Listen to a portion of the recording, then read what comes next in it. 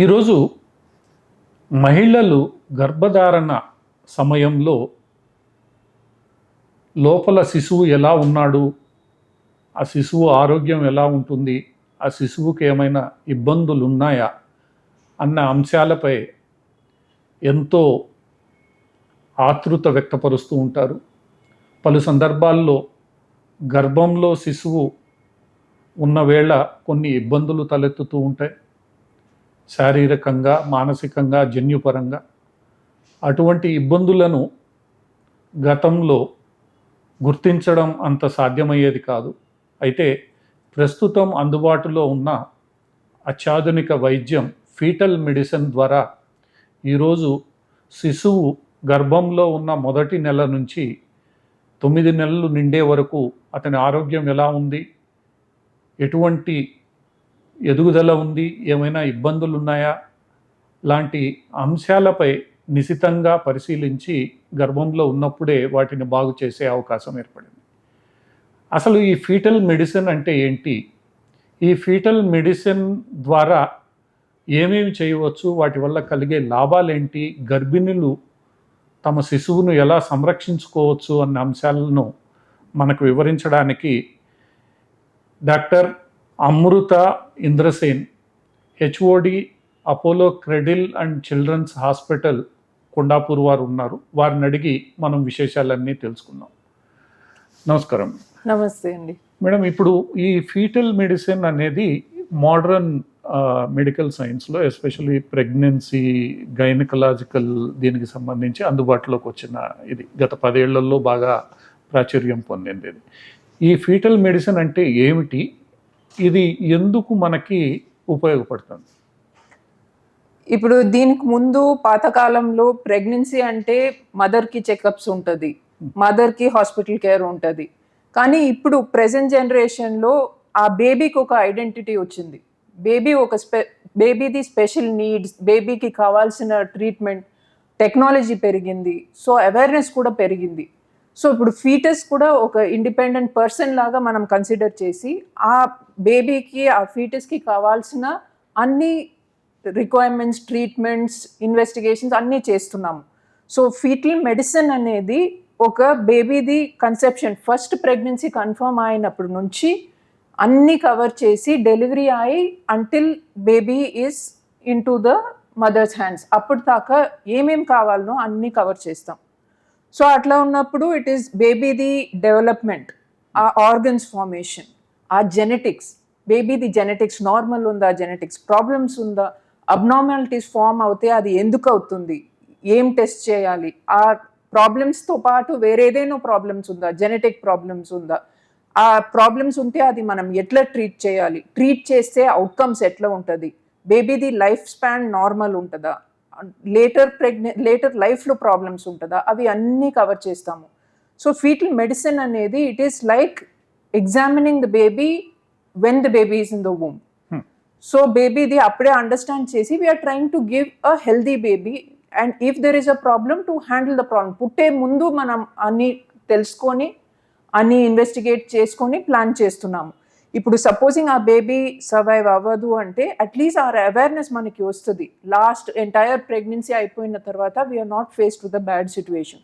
So ensuring babies పుట్టినప్పుడు we have healthy babies and parents కూడా అంత ప్రాబ్లమ్స్ ఏం ఫేస్ చేయకుండా they are able to handle situations.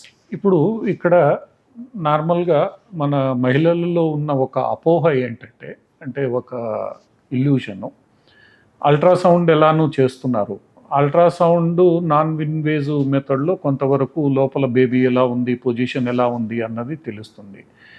ఈ ఫీటల్ మెడిసిన్ అనేది ఒక రకంగా ఇన్వేసివ్ మెథడ్స్ ఏమైనా యూజ్ చేస్తారా, లేదా అల్ట్రాసౌండ్ ఇంకేమైనా ఇతర స్కానింగ్స్ యూజ్, అంటే ఆ బేబీ యొక్క పూర్తి స్థాయిలో అతని యొక్క కదలికల్ని కానీ ఆరోగ్యాన్ని అంచనా వేయడానికి మనం ఎటువంటి పరీక్షలు చేస్తాం? ఇప్పుడు ఫీటల్ మెడిసిన్ అన్నప్పుడు అల్ట్రాసౌండ్ ఇస్ లైక్ మనం స్టెథోస్కోప్ యూజ్ చేస్తాం, it is like that. So మనం అల్ట్రాసౌండ్తో పాటు we are seeing the baby.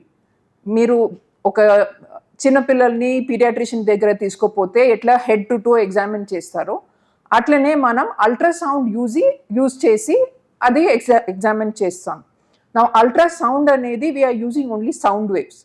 So sound waves use చేసేటప్పుడు there is no risk of radiation risk ఏమి ఉండదు. బట్ ఆ బేబీది స్ట్రక్చర్స్, ఫార్మేషన్, యాక్టివిటీ అవి అన్నీ ఎగ్జామిన్ చేస్తాము. అండ్ ఇన్ కేస్ మనకి ఏదైనా డీటెయిల్డ్ ఎగ్జామినేషన్, ఇప్పుడు మనం పెద్దవాళ్ళంటే మనం హార్ట్కి ఎకో చేస్తాము, లేదంటే ఏదైనా జాయింట్ ప్రాబ్లం ఉంటే ఎంఆర్ఐ చేస్తాము. సేమ్ వే మనం ఫీటల్ మెడిసిన్ అప్పుడు వీ కెన్ డూ, బేబీకి హార్ట్ ఏదైనా డౌట్ ఉంటే ఫీటల్ ఎకో చేయొచ్చు, ఏదైనా బ్రెయిన్ ఇష్యూస్ అంటే ఫీటల్ న్యూరోసోనోగ్రామ్ అని చేయొచ్చు. That is detailed examination of specific systems. So అట్లా ఏదైనా నర్వ్ రిలేటెడ్ ప్రాబ్లం, అట్లా స్పెసిఫిక్ ఎగ్జామినేషన్స్ ఉన్నాయి. ఇప్పుడు మీరు ఇన్వేసివ్ అంటున్నారు, ఇప్పుడు నేను చెప్పేదంతా నాన్ ఇన్వేసివ్, మనం ఆ అల్ట్రాసౌండ్ మెషిన్తోనే చేస్తాము. It is like having a scan, కానీ it is at a higher level. So only specific trained people can do it. And ఆ ఎగ్జామినేషన్లో చాలా డీటెయిల్ ఎగ్జామినేషన్ ఉంటుంది, బేబీది గ్రోత్ స్టేజ్ పట్టి ఉంటుంది. బట్ ఇన్వేసివ్ టెస్ట్స్ అన్నప్పుడు, ఇప్పుడు ఒక బేబీ చూస్తాము, బేబీకి హార్ట్లో హోల్ ఉంది. సో నెక్స్ట్ క్వశ్చన్ ఏమొస్తుంది, ఇది ఎందుకు వచ్చింది, ఈ హోల్ ఉండేది వల్ల వేరే ఏదైనా ప్రాబ్లమ్స్ ఉంటుందా? అట్లా ఉన్నప్పుడు బేబీది క్రోమోజోమ్స్ కానీ జెనెటిక్స్ కానీ టెస్ట్ చేయాల్సిన అవసరం ఉంటుంది. అట్లా ఉన్నప్పుడు మనం లోపల నుంచి ఆ ఉమ్మని తీసి టెస్ట్కి పంపిస్తాం. So if you're taking anything from inside, అది ఇన్వేసివ్ అయిపోతుంది. కానీ these are procedures which have a very low risk of danger to the pregnancy. ఇప్పుడు ఇవి కాకుండా there are certain types of twins. So అట్లాంటి ట్విన్స్ ఉన్నప్పుడు చాలా సివియర్ కాంప్లికేషన్స్ వచ్చే అవకాశం ఉంది. అట్లాంటి problems, twin to twin transfusion, అట్లాంటి ప్రాబ్లమ్స్ ఉంటే ఎంటైర్ ప్రెగ్నెన్సీ మిస్క్యారీ అవుతుంది. అట్లాంటి సిచ్యువేషన్స్లో మనం లేజర్ సర్జరీస్ కూడా చేయొచ్చు. అవి నేను చెప్పే టెస్టింగ్ కన్నా it is a little more invasive, కానీ that is an attempt to save the pregnancy. మనం ఆ ప్రొసీజర్స్ చేయలేదంటే anyhow the pregnancy is going to miscarry or the babies are going to be lost. అట్లా ఉన్నప్పుడు it is better that we do an invasive procedure and try to save both the babies, if possible at least one baby. So depends on situation. And most fetal medicine అన్నప్పుడు we are dealing with a pregnant mother and a very tender baby. So definitely ఆ safety profile అనేది 100% it is the first priority. ఇప్పుడు సాధారణంగా ఒక ప్రశ్న ఏమొస్తుందంటే, pregnancy వచ్చిన తర్వాత సాధారణంగా గైనకాలజిస్ట్ దగ్గరికి వెళ్తారు. గైనకాలజిస్ట్ రెగ్యులర్గా అల్ట్రాసౌండ్ ద్వారా చెకప్ చేయడము ఇవన్నీ చేస్తూ ఉంటారు. ఎప్పుడు వాళ్ళకి గైనకాలజిస్ట్ దగ్గర నుంచి నెక్స్ట్ లెవెల్కి ఒక ప్రెగ్నెన్సీ కేస్ని మనం రెఫర్ చేయాలి అంటే ఏ పరిస్థితుల్లో చేయాలి? ఎందుకంటే చాలామంది, ముఖ్యంగా మనకి హైదరాబాదు సిటీ బయట ఉంటే అక్కడున్న డాక్టర్లలో కూడా చాలామందిలో అవేర్నెస్ అనేది తక్కువ ఉంటుంది.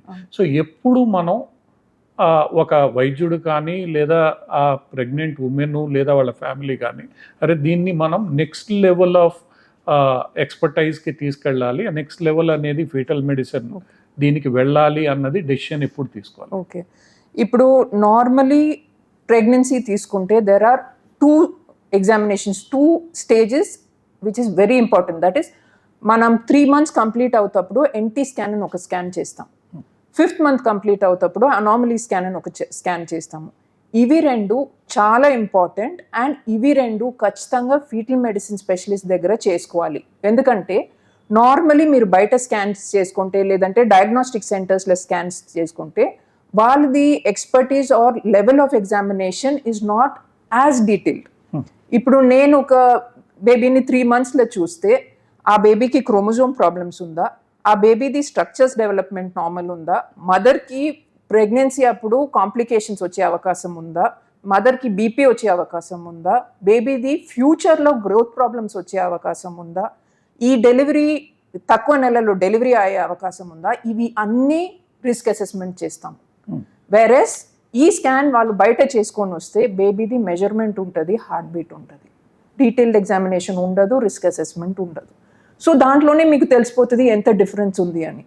సేమ్ వే అనామలీ స్కాన్స్ తీసుకుంటే ఒక ఫీటల్ మెడిసిన్ సెంటర్లో చేసుకుంటే దానికి సర్టన్ ప్రోటోకాల్స్ ఉంది, గైడ్ లైన్స్ ఉంది, అన్ని ఈచ్ ఆర్గన్ ఈచ్ పార్ట్ డీటెయిల్గా ఎగ్జామిన్ చేస్తాము. సో ఇట్లా డీటెయిల్గా ఎగ్జామిన్ చేసినప్పుడు చిన్న చిన్న ప్రాబ్లమ్స్ కానీ ఈజీగా ఐడెంటిఫై అవ్వలేని ప్రాబ్లమ్స్ కూడా ఐడెంటిఫై అవుతుంది. సో మిస్డ్ అబ్నార్మాలిటీస్ లేదంటే లేటర్ మంత్స్లో తెలిసిపోతుంది, అట్లాంటి అబ్నార్మాలిటీస్ ఉండదు, మనకి ఎర్లీగానే తెలుస్తుంది, దానికి మనం కావాల్సిన ప్రికాషన్స్ తీసుకోవచ్చు. So that is advantage of doing with a fetal medicine specialist. ఇప్పుడు రెఫరల్ గురించి అడిగినారు మీరు. సో ఇప్పుడు వాళ్ళు బయట స్కాన్స్ చేసేటప్పుడు దాంట్లో వాళ్ళకి ఏదేనో తేడా కనిపించింది, దాంట్లో స్ట్రక్చర్స్ ఏదైనా సరిగా కనిపించలేదు, ఆర్ బేబీకి లైక్ ఉమ్మనీరు తక్కువ ఉంది, ఏదేనో డౌట్ ఉంటే ఆల్వేస్ ఒక ఫీటల్ మెడిసిన్ ఒపీనియన్ తీసుకోవడం మంచిది. ఎందుకంటే అది ఎందుకుంది, అవి మాత్రం కాకుండా ఏం జరుగుతుంది అనేది మనం ఖచ్చితంగా డీటెయిల్గా ఎగ్జామిన్ చేసి కనుక్కోవాలి. అంటే ఏదైనా ఇబ్బంది ఉంది విచ్ ఇస్ వెరీ అబ్నార్మల్ అని అనుకున్న సందర్భాల్లో ఇది ఖచ్చితంగా రెఫర్ చేయడం అనేది బేబీకి కానీ ఇటు మదర్కి కానీ ఇద్దరికి ఇది అబ్నార్మల్ ఉండే సిచ్యువేషన్. నేను చెప్పిన 3 months 5 months స్కాన్ అని it is for normal patients. ప్రతి ప్రెగ్నెన్సీలో ఇవి రెండు చేసుకోవడం మంచిది, ఎందుకంటే it takes care of the health of the baby for that pregnancy. అంటే ఇప్పుడు ఇది సపోజ్ మీరు అన్నట్లు ఒకటి అబ్నార్మాలిటీలో వాళ్ళు చెక్ చేసుకునే సందర్భంలో అది ఒక ఫ్యామిలీ కూడా ఇది కంపల్షన్ అని ఫీల్ అయ్యి దానికి ఖర్చు చేయడానికి దానికి ఇబ్బంది లేకుండా వాళ్ళు ముందుకు వస్తారు. కానీ మనం దీన్ని 3 months 5 months చెప్పినప్పుడు ఇక్కడ 2 అంశాలు ప్రధానంగా ఇదికి వస్తాయి. ఒకటి ప్రతి ఒక్కళ్ళకి ఇంత పెట్టాల్సిన అవసరం ఉంటుందా, అంటే ఎంత ఖర్చు అవుతుంది, పెట్టాల్సిన అవసరం ఉంటుందా అన్న ప్రశ్న వస్తుంది. మరి దాన్ని మనం ఎలా? ఇప్పుడు మీరు బయట స్కాన్స్ చేసుకుంటే ఓకే, మనం ఛార్జ్ చేసేది కన్నా తక్కువ ఛార్జ్ చేస్తారు. కానీ ఆ ప్రెగ్నెన్సీలో ప్రాబ్లం ఉన్నప్పుడు లేదంటే 7th monthలో 8th monthలో ఏదైనా ప్రాబ్లం వచ్చిన తర్వాత వాళ్ళు దీనికన్నా అట్లీస్ట్ 15 to 20 times ఎక్కువ స్పెండ్ చేస్తారు. ఓకే, దానికన్నా ఫస్ట్ స్టేజ్ చూసుకొని దాన్ని ప్రివెంట్ చేస్తే it is a much better option. Okay, కానీ అవేర్నెస్ కావాలి. ఈ ప్రెగ్నెన్సీలో మనం ప్రికాషన్స్ తీసుకోవాలి అనే అవేర్నెస్ కావాలి. So that is the difference. ఇప్పుడు మనం కాస్ట్ మాత్రం 1 time కాస్ట్ కాదు, ఇట్ ఈస్ అబౌట్ బేబీ. అల్టిమేట్గా baby and mother have to be healthy. Problems ఆ పాయింట్ ఆఫ్ టైం మాత్రం కాదు, it is through the entire pregnancy. So ఆ కంప్లీట్ ఓవరాల్ అప్రోచ్ కావాలి మనకి. అంటే సపోజ్ ఇప్పుడు ఫీటల్ మెడిసిన్లో చివరిగా మనం స్కాన్ చేసాము, బేబీ వాళ్ళు ఇబ్బందులు ఉంటే రెఫర్ చేశారు, ఐడెంటిఫై చేసాము, ఈ పర్టికులర్ ఫిజికల్ ఇష్యూ ఉంది లేదా జెనెటిక్ ఇష్యూ ఉంది అని ఐడెంటిఫై చేసిన తర్వాత వాట్ ఈస్ ద సొల్యూషన్? అంటే మనం అప్పుడే రెక్టిఫై చేయడానికి ఏదైనా అవకాశం ఉంటుందా, లేదా ప్రెగ్నెన్సీ అంటే డెలివరీ అయిన తర్వాత మనం రెక్టిఫై చేయాలన్నా ఎట్లా? అంటే సైన్స్ ఎంతవరకు డెవలప్ అయింది? ఈ రోజుల్లో కడుపులో ఉండగానే హార్ట్ సర్జరీలు చేస్తున్నారు, ఇవన్నీ చేస్తున్నారు. సో ఈ డెవలప్ అయిన సైన్స్లో మనకి ఎటువంటి అవకాశాలు, ఏమేం చెయ్యవచ్చు? అంటే కడుపులో ఉండగా ఏం చేయవచ్చు, తర్వాత మనం చేసే అవకాశాలు ఏముంటాయి? మీరు అడిగేది డిపెండ్స్ ఆన్ ఆ కండిషన్ ఏముంది అని. మీరు చెప్పినట్ల చాలా అడ్వాన్సెస్ ఉన్నాయి. ఫర్ ఎగ్జాంపుల్ మీరు చెప్పినట్లు ఇఫ్ ద హార్ట్లో వాల్వ్స్ సరిగా ఫామ్ అవ్వలేదు, ఓపెన్ అవ్వట్లేదు అన్నప్పుడు మనం కడుపులో ఉన్నప్పుడే మనం అవి ఓపెన్ చేయొచ్చు. సిమిలర్లీ బేబీకి ఏదైనా ఈ ట్విన్స్ ప్రాబ్లమ్స్ ఉంటే, there is blood flow imbalance ఉంది, లేదంటే బేబీకి ఇప్పుడు అట్ ప్రెజెంట్ స్పైన్ డిఫెక్ట్స్ కూడా కడుపులో ఉన్నప్పుడే సర్జరీ చేస్తున్నారు. న్యూరల్ ట్యూబ్ డిఫెక్ట్స్ అంటాము, మెనింగోమైనోసిల్ రిపేర్ అంటాము. అవి కడుపులో ఉన్నప్పుడే ఆ డిఫెక్ట్ని క్లోజ్ చేసి, ఆ స్పైన్ది డిఫెక్ట్ క్లోజ్ చేసి బేబీకి అవుట్కమ్స్ ఇంప్రూవ్ చేయొచ్చు. సిమిలర్లీ ఈ లేజర్ ప్రొసీజర్స్ చాలా ఉన్నాయి. ఇప్పుడు కంజెనిటల్ డయాఫ్రామాటిక్ హెర్నియా అని ఉంది. సో దాంట్లో డయాఫ్రామ్లో హోల్ నుండి బేబీది లంగ్స్ డెవలప్మెంట్ ఉండదు. సో మనం మా మౌత్ నుంచి బేబీది బ్రీదింగ్ ప్యాసేజ్లో ఒక చిన్న బలూన్ లాగా వేసి ఆ లంగ్స్ని ఎక్స్పాండ్ చేసి బేబీ డెలివరీ దాకా మనం బేబీది లంగ్స్ గ్రోత్ ఇంప్రూవ్ చేసి డెలివరీ చేసి we can try to save the baby. ఇట్లాంటివి depending on each specific condition కొన్ని ప్రొసీజర్స్ ఉన్నాయి. ఇవి మనం కడుపులో ఉన్నప్పుడే చేయొచ్చు. కొన్ని procedures like example hand abnormality ఉంది, బోన్స్ సరిగా ఫామ్ అవ్వలేదు, లేదంటే బేబీకి హార్ట్లో ఏదైనా వేరే మేజర్ డిఫెక్ట్ ఉంది. ఇట్లాంటి కండిషన్స్ ఉన్నప్పుడు మనం అవి అన్నీ కడుపులో ఉన్నప్పుడు ట్రీట్మెంట్ చేయలేము. బట్ ఆ కడుపులో ఉన్నప్పుడు దీనికి క్రోమోజోమ్ ప్రాబ్లం ఉందా, జెనెటిక్ ప్రాబ్లం ఉందా, మనం ట్రీట్ చేస్తే అవుట్కమ్స్ మంచిగా ఉంటుందా, ట్రీట్మెంట్ ఏమేం చేయాలి, ఏ స్పెషాలిటీస్తో కలవాలి, అవి అన్నీ మనం antenatal period, that is pregnancy ఉన్నప్పుడే అవి అన్నీ కవర్ చేస్తాం. సో డెలివరీ అప్పుడు both the family as well as the doctors రెడీగా ఉంటారు. They know what needs to be done and బేబీది కేర్ ఆటోమేటిక్లీ ఇంప్రూవ్ అవుతుంది. ఎమర్జెన్సీస్ ఉండదు. లాస్ట్ మినిట్లో సడన్ గా బేబీకి హార్ట్ ఫెయిలియర్ అవుతుంది, తీసుకుపోయే అవకాశం ఉండదు. ఫస్ట్ నుంచే ఎవ్రీబడి ఈజ్ రెడీ అండ్ బేబీకి naturally improve outcomes, that is treatment చేసిన తర్వాత అవుట్కమ్స్ బాగుంటాయి. అంటే ఇప్పుడు మనం చివరిగా అర్థం చేసుకునేది, గర్భస్థ శిశువు ఈరోజున్న ఆధునిక సాంకేతిక పరిజ్ఞానంతో అతను ఎలా ఉన్నాడు, ఎలా ఎదుగుతున్నాడు అన్న అంశాన్ని ముందుగానే పసిగట్టి దాని మీద ఒక అవగాహన పెంచుకొని అదేదో ప్రత్యేకమైన సందర్భాల్లోనే అవసరమనే ఆలోచన చేయకుండా, మేడం గారు చెప్పినట్లు 3 నెలలకి 5 నెలలకి 2 సందర్భాలలో మనము ఈ ఫీటల్ మెడిసిన్ ఎక్స్పర్ట్ ద్వారా చెకప్ చేయించుకోగలిగితే డెలివరీకి శిశువు ఆరోగ్యంగాను తల్లి ఆరోగ్యంగాను ఉండడానికి మనకి అవకాశాలు మెరుగవుతాయి. వారిని మనం ఆరోగ్యవంతులుగా జీవనం కొనసాగించేలా చూడవచ్చు.